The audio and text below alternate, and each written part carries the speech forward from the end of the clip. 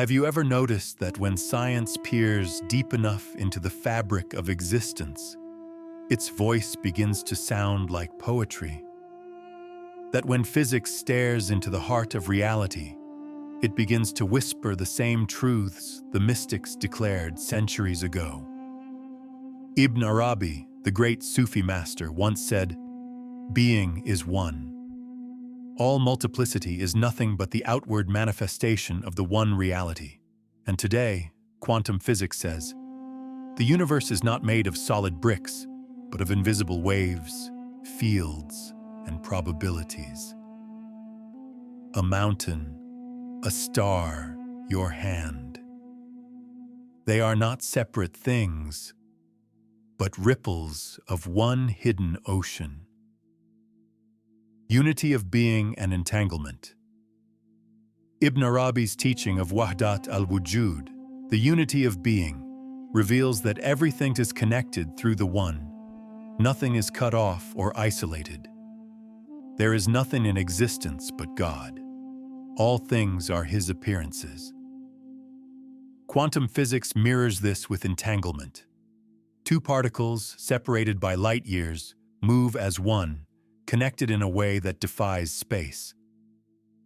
Einstein called it spooky action at a distance. Ibn Arabi would smile and say, "There is no distance, for the real is the only reality." Manifestation and the observer. For Ibn Arabi, creation is not separate from God. It is His self-disclosure, His reflection in mirrors. The universe is imagination within imagination, yet it is real. It is the mirror in which the divine contemplates Himself. Quantum physics, too, speaks strangely. Before observation, a particle is not one thing but many possibilities. The very act of looking collapses it into reality. This is the observer effect, but Ibn Arabi called it tajalli, divine manifestation. Existence blooms the moment it is witnessed. Multiple realities and superposition.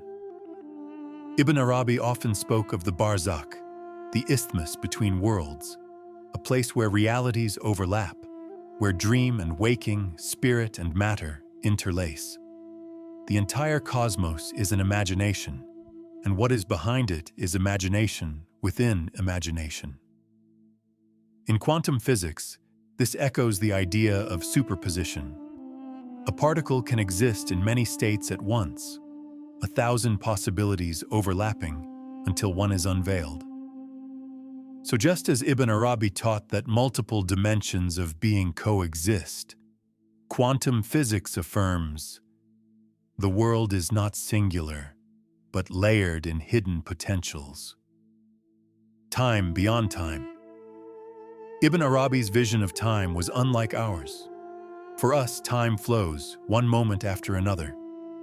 But he wrote, "The whole of time is one single instant.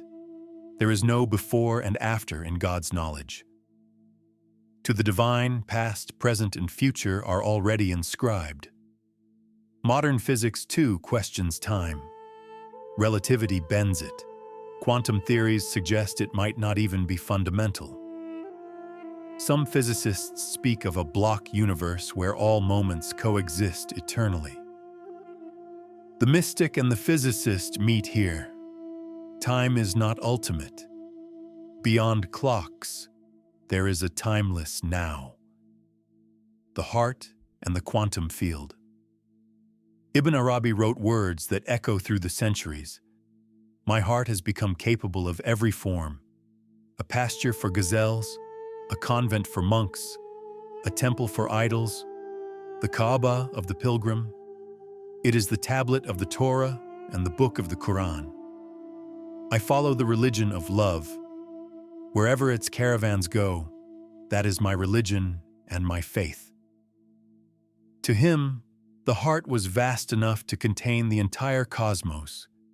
Physics, too, speaks of the quantum field, an unseen sea that gives birth to all particles, all galaxies, every atom in your body.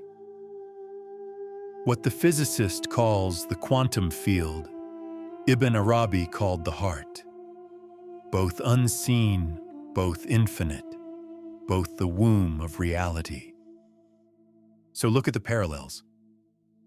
Wahdat, al-Wujud, and entanglement both reveal all is one. Tajalli and the observer effect both teach reality unveils itself in being witnessed.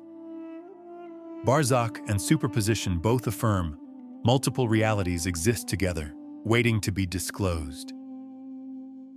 The eternal now and physics' timeless block universe both remind us time is an illusion of our perception. The heart of the mystic and the quantum field of science both point to an infinite source that births all possibilities.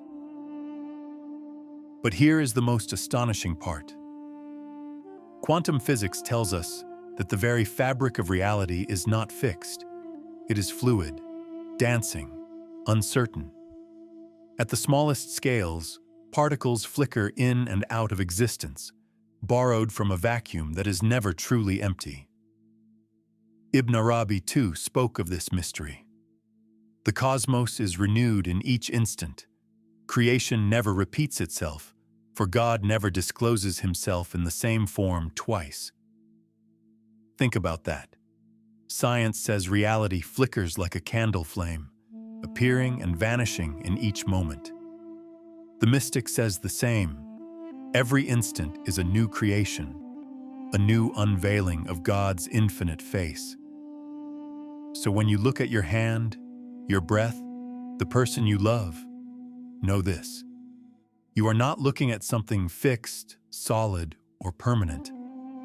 You are witnessing a miracle being born right now, in this very instant. A new creation, unlike any before, unlike any after.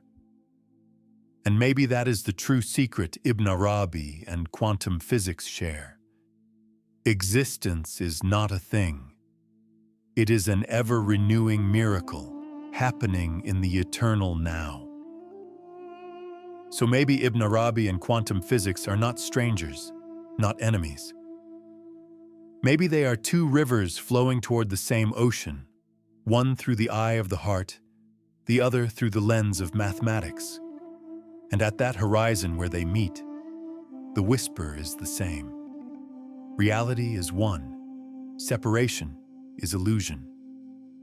The universe is a mirror, and you are both the witness and the witnessed. So perhaps the question is not whether the mystic was right or the physicist was right. The question is, will you see with both eyes, the eye of reason and the eye of the heart?